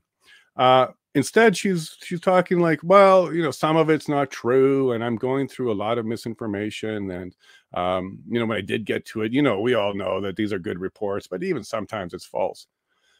When someone does that and they're trying to point at what they're claiming as inaccuracies without providing an example, for example, well, what specifically in that one report that you read did you think was fake, false, misleading, or bad information? If it was true, she would have been able to pull it up. For example, if the report said they're definitely going to have, a large convoy coming from the east, much bigger than the west, and then it turned out, no, not true. Well, then she could have pointed and said, well, they were telling us to be far more prepared than we needed to be. But what I'm getting at is there wasn't things like that she can point to. The best she would have been able to get would have been maybe some opinions and maybe a little bit of speculation. But I don't think she would have been very successful sitting with one of the reports and pointing out what she calls, sometimes it's inaccurate. I think she's doing that to discredit the entire report. We see that all the time. When people even don't like an article, if there's one piece of it they don't like, then they try and discredit the whole thing. But I don't think it's going to work. I think these reports, even in her own words a little bit later, they're credible. She reads them all the time now. They are reports that she relies upon now, and it was a mistake not to do at the time. So I'm looking forward to some more of this cross. I'm pretty sure Brendan and Miller and Civil Liberties Union, Canadian Constitution Foundation, they're going to be some good crosses. Even the Ontario Residents and Business Association representative, I'm sure he's going to be coming out swinging, trying to find blame everywhere. His goal, is to find a lot of blame all over the place, because the more blame he can find, the more lawsuits and the more compensation that people who believe they're entitled to it will have a chance to get. I'm not making judgment on that activity or strategy. I'm just recognizing it, because he's going after every single body. He's taking no prisoners. He's going after everybody. And anyone have a guess on whether or not we're going to see his tax the rich sticker on the back of his laptop? So that was a little bit of a Freudian slip, I think. You should do your best to not represent political views or opinions or anything like that, whether it's through a sticker on your laptop or even through the question and representation phases. You should at least represent and not try and show bias. But through the sharp eyes we got in our chat, it was recognized that he has a tax the rich sticker. So we'll look for it. I'm sure he'll be up. It will be on the top right corner of his laptop. That's where it was yesterday. And we already got the video, so it's not like we can erase that history. But let's see if he covers it up today or if it's missing today. Because if it is, I think that kind of speaks volumes to the kind of person he is. He wants to be virtuous when it benefits him, but when it doesn't benefit him, which is, if it was noticed and people on Twitter called him for it, he might want to get rid of it now. I'm going to quickly look at some chat because I heard the audio kick in, but there is still 3 minutes. So let's go see. All right, Prairie. Yeah. No, looks like we got all that settled. We had a great discussion about his 2016 incident, and I'm sure there'll be a lot more conversation on that. Yeah. And I do appreciate everybody providing information. I'm not interested in having an echo chamber. So please, even if I've said something wrong and you want to correct me, I will absolutely appreciate it. Yeah, no, Barbara, that's kind of where I'm coming from, because I think everybody deserves a chance to come back from mistakes. And if you read the actual posting in its entirety, I'm not sure many people would have done much differently. He was trying to help out a friend, and then he realized he went too far. He stepped up, took accountability, and put in those 50 hours. And I'm sure he's done way more than 50 hours for his community. And it was a lesson learned. Yeah, and I would also like to see people learn lessons like that. So maybe when we get through this inquiry, there's going to be quite a few officials who may have to do some hours. And again, if we can learn lessons out of this, I think that's the best we can get out of it right now. If we go through this and it just turns into a division and we all are pointing fingers and there was no resolution or lessons, I think that would be a shame. But so far, I'm very excited. I think it's been going good. There's a lot of people saying things that a lot of people wish they didn't say. So that's always a good sign. I'm sure you're going to see a lot of people pushing hard on Pat Morris in the press, especially over the 2016 thing, trying to make it seem like it was more than it is, because his credibility is the only thing they can attack at this point, because his testimony was pretty solid.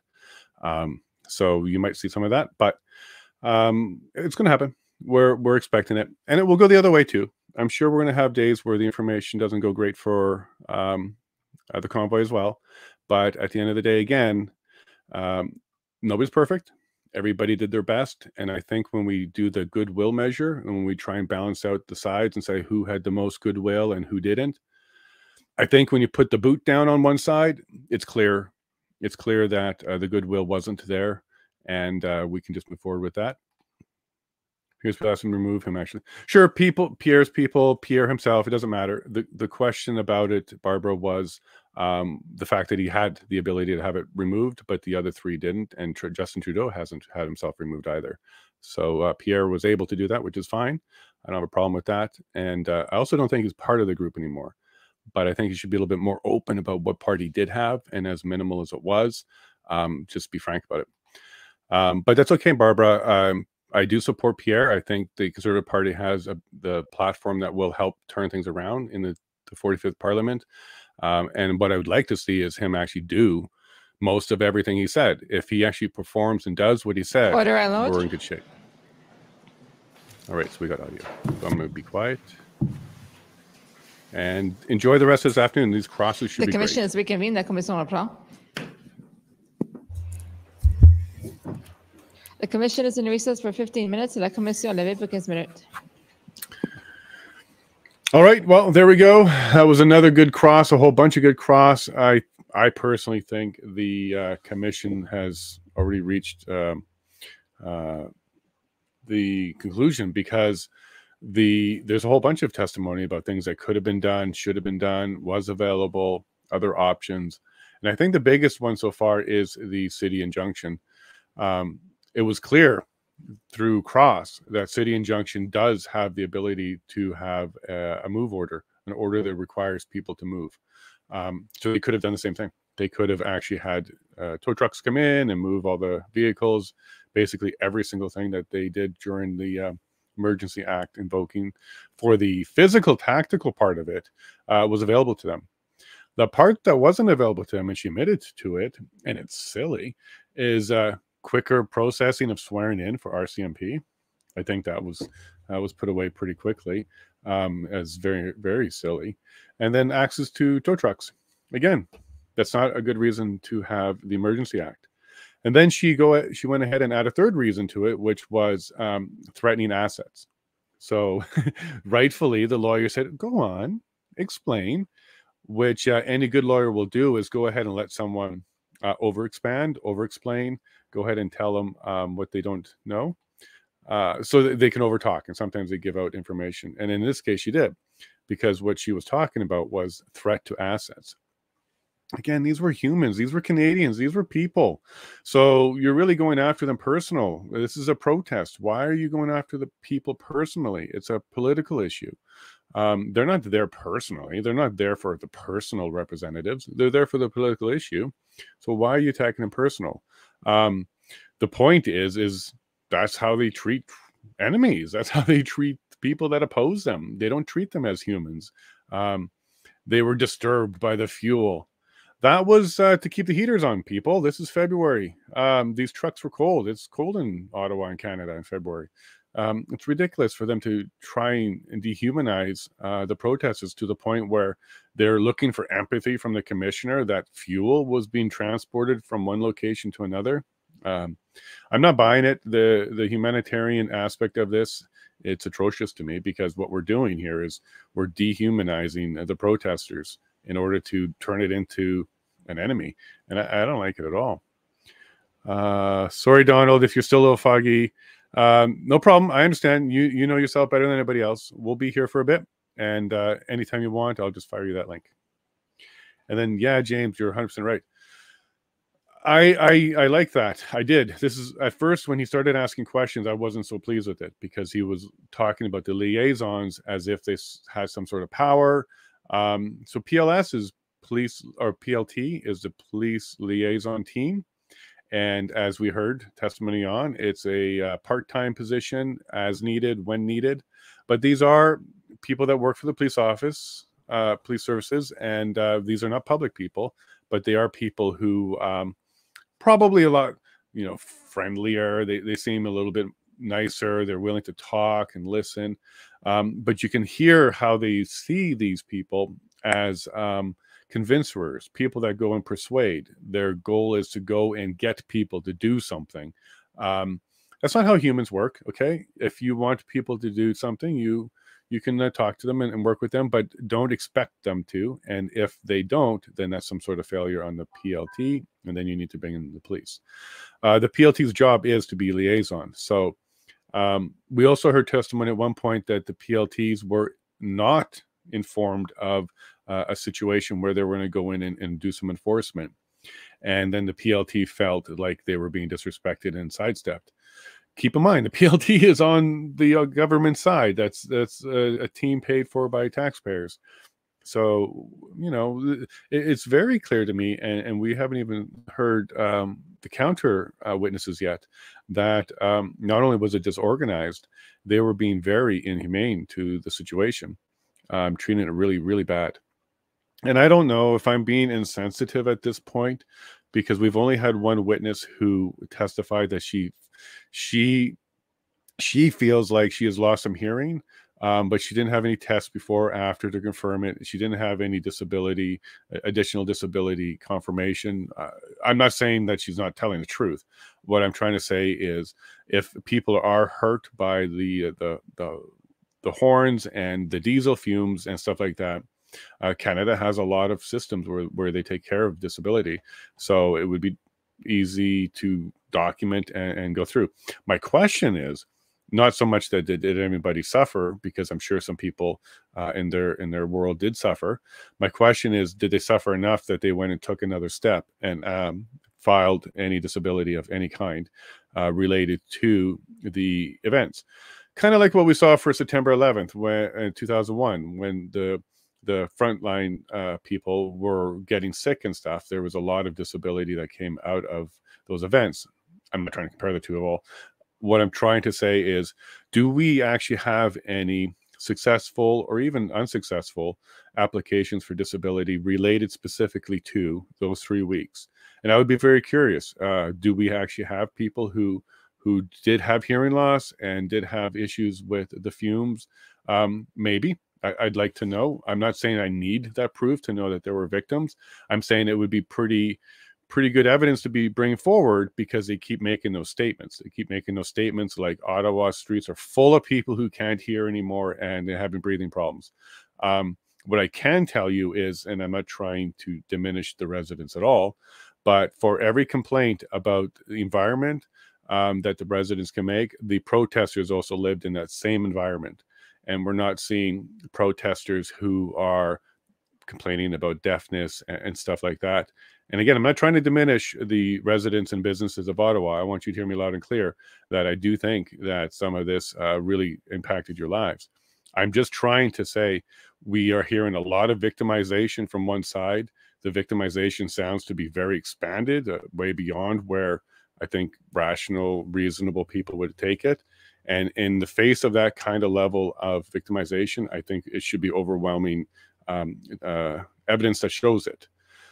We heard a lot of things like residents were being attacked by truckers or convoy members or protesters. Show it. Show it. There's cameras everywhere. We do have ample video of counter protesters, people claiming to be residents. And I say that because some of these agitators, I'm not even sure if they truly were residents or if they were just counter-protesting and agitating for the purpose of also agitating the main protest. But in either case, we have plenty of video of people yelling at the truckers, blocking truckers, assaulting truckers, taking signs, doing all of the stuff that we're hearing about, but flipped. So we hear about the residents being victimized in this way, but we're not seeing the videos. But we do have videos of the protesters being victimized in this way, but we're not hearing about it. They'll probably come a little bit later. I did go through the witness list, and I don't see any other residents of Ottawa on the list. So I'm not sure if we're going to be seeing any of that kind of narrative come out. But we'll see. We'll see what the convoy witnesses have to say. They're mostly organizers, though, so we'll see. Kelly, welcome back. I wonder if we deal with toxins, smoke from forest fires that we live in now. Yeah, and also remember, it was February, right? Not a lot of windows were open, so I'm not sure how all these fumes got in. They should check their ventilation systems. But in either case, yeah, look, environmental from fires, I think if anything, there should be some sort of spike in disability claims related to audio issues and respiratory issues related to that 3-week period. I don't even see a CBC article claiming that. and they would be the first ones putting that everywhere. If I missed it, let me know. I do my best to try and search keywordy, but I can't physically read everything. But if I missed an article in the CBC about disability claims filed and awarded based around the events of the convoy, please send it my way. Happy to take a look at it. All right. So what do you think? Do you think the Ottawa Police Services had it? Did you think they really knew how many trucks were coming, or do you think they're just kind of hiding from it now? At the end there, we had the City of Ottawa attorney come up and bring some stats. And to all the young attorneys out there, hey, welcome to the profession. You guys are awesome. It's a tough job. Somebody's got to do it. You know, there's plenty of jokes about you. And for the most part, people don't like attorneys. So kudos on you for getting into it. However, have situational awareness. When you're asking questions from a witness and their statement is something that is not a positive thing, it's not something to celebrate, and it's not something that requires for you to be happy with them, don't use the word great. So the line was 11 peace officers were assaulted, and then the witness stopped speaking, and then the very next word out of the lawyer was great. Well, what's great? Great that you made your narrative point that some peace officers were hurt. Great that people were hurt. What does great mean? Or is it just lazy talk because it's just you got your answer, or you got an answer you were pleased with, and then you didn't filter yourself and you kind of just let it out. So to the young lawyers out there, or all lawyers, have situational I just can't get out. Awareness of the situation around you, and then you can be a little bit more aware so that you can say proper things and not come off looking a little bit silly. I'm not going to strike any of it. The questions were all valid. They were good. I can see where they were going with that. They were still trying to paint a picture that it was a horrible situation. But showing us the stats from the city, they didn't separate from residents assaulting or anything like that. We also didn't see clearly, like, the very small picture. So I guess we're going to have to look at the data. But I did see stats in the mainstream media, not just alternate media, that did say many serious crimes were down. So assaults, violence, homicides, serious crimes were all down during that period of time. And so I would like to kind of see that cleared up. Kelly, you got another one here? I've been putting my right shoulder is frozen. So, oh, I'm so sorry, Kelly. You're dealing with something over there, but we'll take your comments as they come, and you can be brief if you want. There's abbreviations everywhere in this testimony. OPS, OPP, BYOD. Bring your own stuff. But in any case, sorry about that, Kelly. Thank you for sharing with us. And I don't know if we're going to get to the next witness, but what we had happen yesterday was it had a witness start later and then made us wait later. So what we might be doing, looking at the time here, they might be finishing up with Patricia soon and get Craig Adams on, or Abrams on. Patricia, you know, I don't think she did the government any justice. I think that even the questions from the Government of Canada lawyer was showing frustrations where she was doing a lot of leading questioning. She made long statements and then followed it up with the question of, would you agree with that? That's one of the ways to get a heck of a lot of testimony in from the wrong side of the microphone. And of course, the commissioner, he's a human too, so he's going to have a hard time really distinguishing all the testimony that he's heard and where it came from.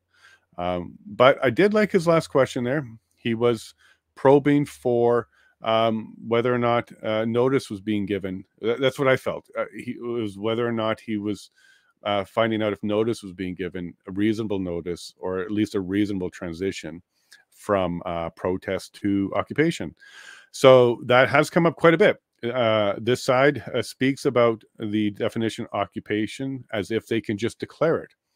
I don't know if we have any Office fans out there from the US version, But there's this one episode with Michael Scott where he's going to declare bankruptcy. And he believes to do that, all he's got to do is quite literally just stand in a room and declare bankruptcy. And then that's how it works. Well, I'm getting the same vibes from this. You can just declare occupancy. It's an occupation now. And then boom, you have all these new tools and laws available to you. I think that's where the justice was going with that. The commission was going with that, because that's not even reasonable. You should give people notice. So he even kind of asked, like, could you have said, you know, by this date it will become something else, and if you're not here? And the response was, well, that might have worked. And then do you guys like consider doing that? And the response was no. So if I like that question, because if he is thinking about, wait a minute, how did it go from protest, because he used the term, you know, protest, there was to be a lot of violence, to an occupation, and who decides that? And don't the other side get a chance to at least know that that's coming and take action? Okay, I'm getting some audio here. All right, it sounds like the commissioner's back. Oh, there you have it, day 6 in the books. You can now see why I titled today OPS versus OPP round 1, because I was anticipating this. When we were hearing the testimony and the questions coming around leading up to today, you could see the OPP and the OPS were not on the same page, especially after Pat Morris's testimony. So when I was looking at the witness list, we were having OPS and then OPP. We got exactly what we were expecting. I'm impressed with the OPP. They've done a fantastic job. I you know, I've had interactions with them as a paralegal and in my government work, and never a problem. But I'm really impressed with them. They've done a great job here. And I have some quotes. I wrote down a few of the good ones. Ottawa is just trucks on side streets, not affecting livelihoods. Great observation. It's also what we saw in the streams. So this is not a misstatement at all. He also identified that the city itself was functioning quite well, except for where this area was. We heard lots of testimony in the first few days that the city was pretty much shut down, couldn't do anything. We were hearing stuff like Chio, which is way far away from this area, being affected. That was a lie. That was a lie. And the OPP just confirmed that lie right there. Because no, it was, the whole city was fine. It was fine, as you would expect. Another nice quote. It was a success getting them to Ottawa. So the OPP, as you should know, is really responsible for all the areas outside of municipalities in Ontario, with rare exceptions. But basically, all the highways and all the land around cities are OPP. And yeah, they would have been completely involved from the moment they crossed Manitoba and over, and probably even before they were keeping tabs, because everybody knows where they're going. And to have no assault, no crime, no damage to the highways. The only event he can kind of really pull out of his memory that would, you know, indicate some sort of safety concern was the crowd was getting large and getting close to the road. Again, that was some great testimony. I'm very pleased to have such high honor in the OPP. And again, when we had Pat Morris, and then we had OPS, and then we had OPP again, you can see the distinction quite clearly here. We'll go chat quickly. Yeah, it was awesome. So we're finishing on another good day with the OPP testimony. I do anticipate tomorrow is going to be OPS OPP round 2, because guess who's coming up? First, we're going to finish up with Craig Abrams. It looks like the committee has done their first initial questions, and now we're going to go into the crosses. But after Craig, which should be done by about noon, as the commissioner was indicating there, we got Carson Purdy from the OPP as well.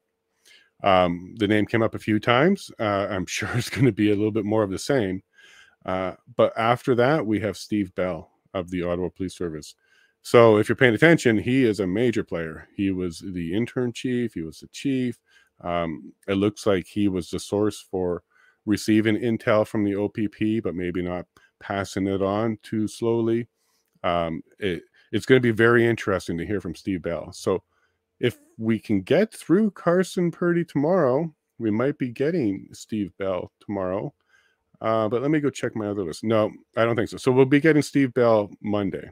Looks like for sure we'll be getting him Monday, because the committee is expecting to finish with Carson Purdy tomorrow. All right, well, get yourself ready for Monday for sure, because that'll be a great one. But tomorrow is going to be OPS versus OPP round 2. And I know I'm excited for it, because don't you just love, this is the real world. This is not Law and Order. This is not just, you know, a TV show about drama. This is real. This is real drama. And people were actually conniving and being uncooperative. That one story about using the PLTs to negotiate the moving of fuel. And then when the fuel was moved, as soon as they drove outside of the area, the OPS arrested them and then called that silver lining, and was very pleased with that. That is the narrative. That's the true narrative. The true narrative is they were trying to make this a much bigger problem through provoking, through misinformation, through even petty setting up for petty things just to have the charge. So when the city comes out with that Excel file that they showed with their lawyer from the city, showing, oh, look at all these charges broken down by day. Well, they're so tiny you can't read what they say. But is one of them moving fuel? And are you adding 7 people because you picked up 7 people that day? This is not cool. I don't like what they're doing, the OPS, and they're being exposed. So whether they liked it or not, there's their dirty laundry, and we get to see it. The OPP has done a really good job, and I'm pretty impressed. No problem. Good night. Thanks again. Yeah, we'll see you tomorrow. You've been here like every day, so that's wonderful. Thank you very much. And I'm looking forward to seeing you tomorrow. I would agree with that. Cool. And I got a couple more notes for the ones I want to stick around a little bit late. I got a couple more notes. I was really impressed that he made a will say. So for Craig Abrams, Superintendent Craig Abrams, to write down and make a will say at the time, that shows somebody who identified what the situation was, could be, and what his role in the future would be.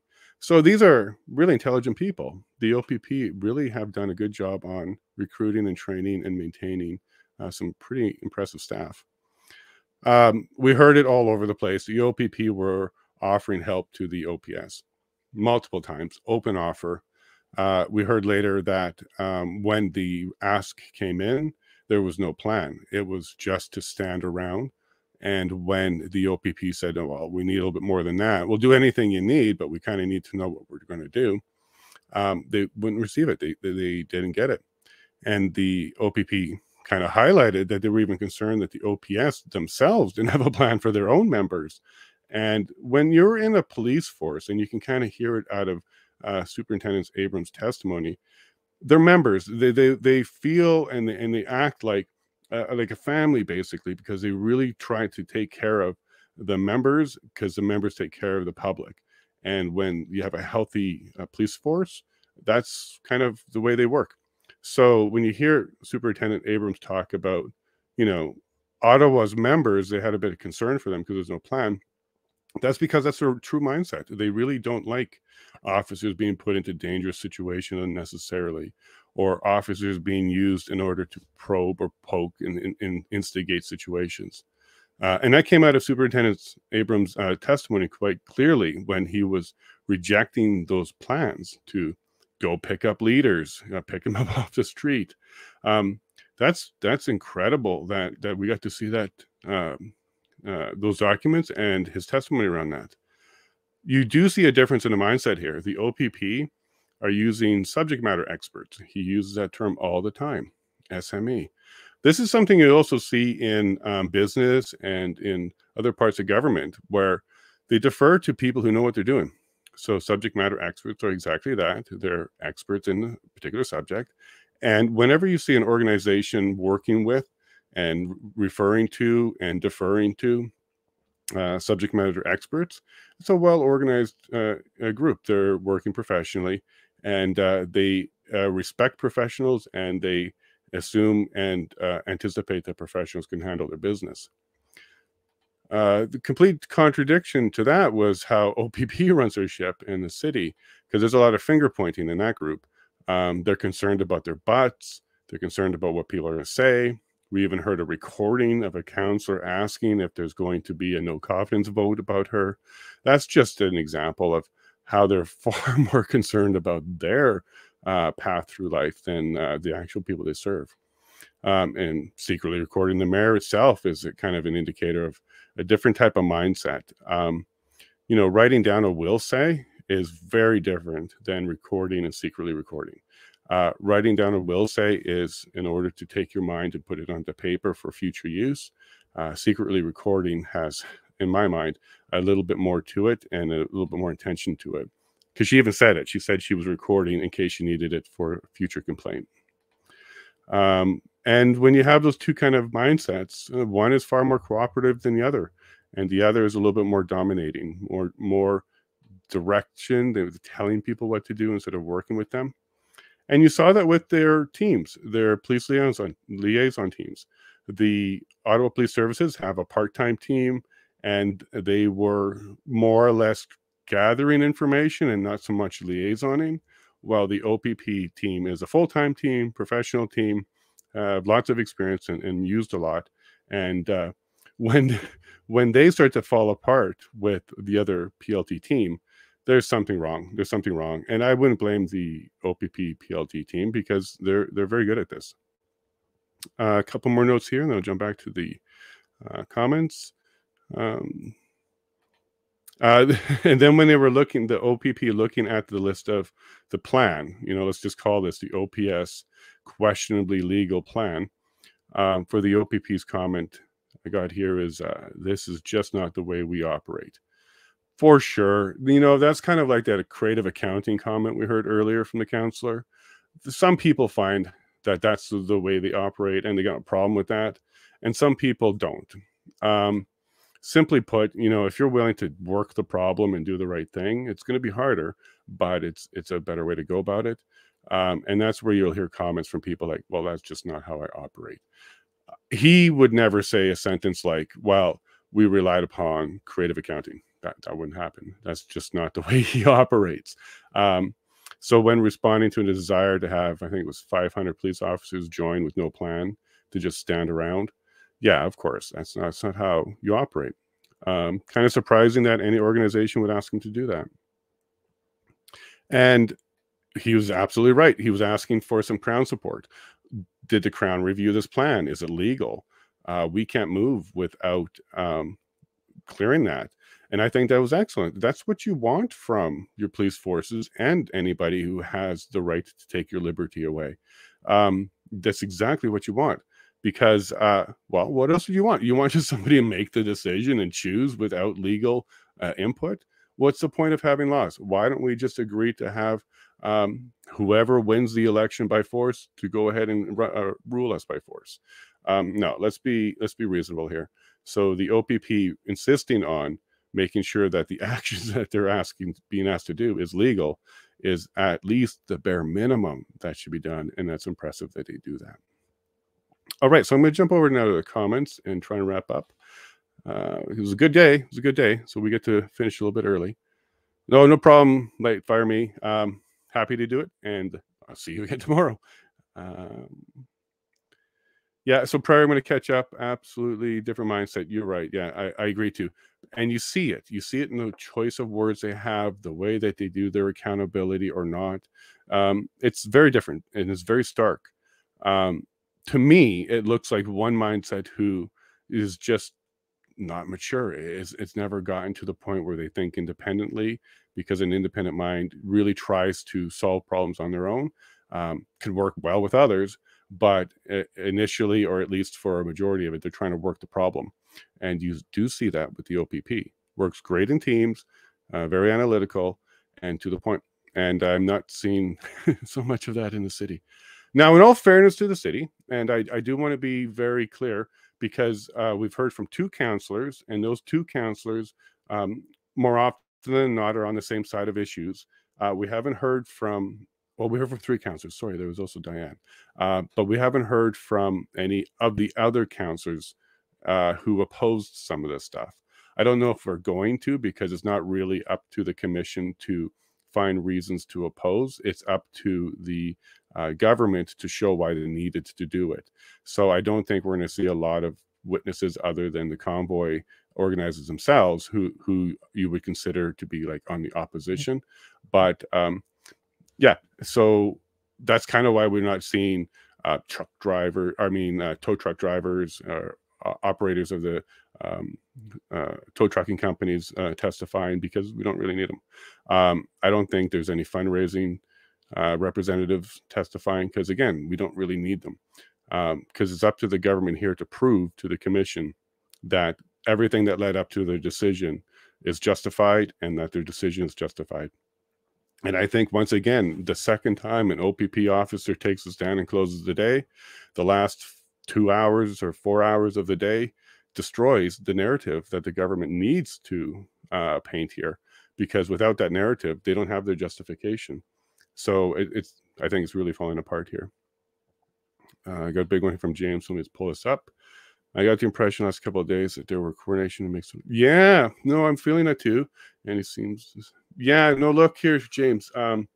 Day 2, we heard a lot of testimony around a split OPS. So the Ontario or the Ottawa Police Services themselves were having some sort of internal fighting going on way before the convoy itself. Slowly was brought in to replace another one. The councillors also had a split committee, not committee, council. Yeah, split council. So there was a lot of infighting and other stuff going on. And then the chair of the Ottawa Police Board also confirmed that there was a lot of that going on. Even between the board and the city, there was a lot of hostility, even with the mayor and Diane herself. So it was a mess. It was a complete mess. But what I paid attention to from Diane's testimony was the sequence of events that led to slowly deciding to leave. Constructive dismissal came up and things like that. But if you look at this series of events, there was this article from the CBC that was going to be released, again, based on complaints and anonymous and internal grievances. And when you have an organization that's already split, you're not going to have to throw a rock very far to find somebody with a grievance against the chief. It was a hit piece. It's a smear campaign. It's clear. Who created it, why it was created, all that kind of stuff, we can leave that for another day.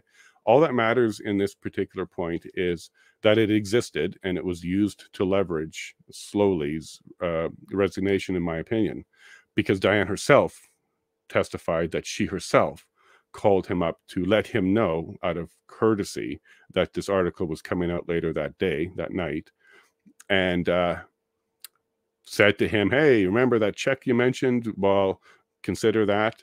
I believe the testimony that we heard after that's not what he said. What he said was, it will cost you a lot if you want to get rid of me, because I don't want to go anywhere. I'm going to stay here. I believe that, versus her version that he just floated out there. He's happy to leave for a check. That's not the integrity and the type of person that takes that job. I don't believe that statement from her at all. However, we can put that aside because it's irrelevant. She's on the phone with him and says, hey, there's this article coming out. It's going to make you look bad. You've got options. Why don't you take a check? And then he thought about it overnight, because he saw the article that came out. And look, what are you going to do? It's a smear campaign. There's a clear target on your back, and people are coming after you. So James, I think 100%. And I think his downfall was he was far more closely aligned to wanting to do it legally and properly. And he also believed that there could be a way forward. Political solution is what he kept looking at.